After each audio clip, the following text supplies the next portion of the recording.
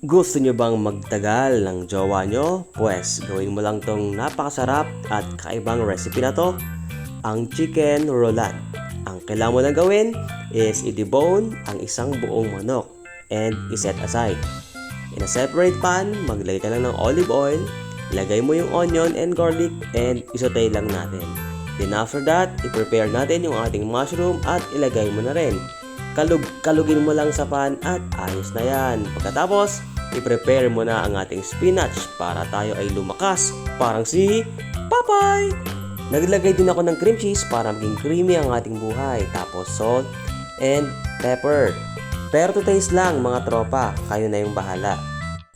At pagkatapos nyan, lagyan mo lang ng salt and pepper yung ating chicken.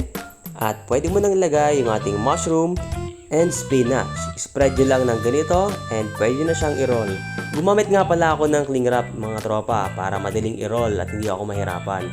At pagkatapos nyan, kumuha ako ng cooking twine at akin lang siyang itinali para lang masecure natin yung shape ng chicken. Yan po ay gagawin nyo hanggang ma-reach nyo yung pinakadulo. Make sure lang mga tropa na medyo firm yung pagkakatali natin para naman hindi makawala yung manok.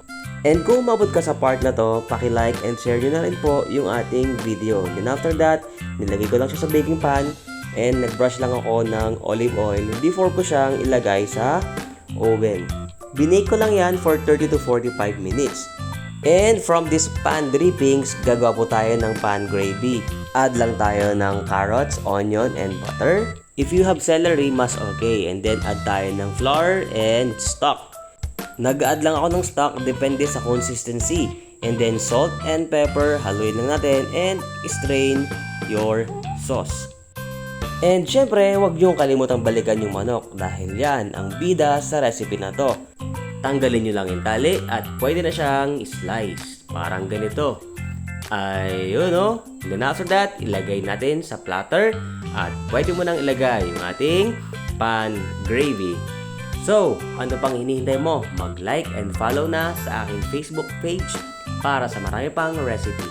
Oh, ay ano pa? Tikme ng magkaintindihan.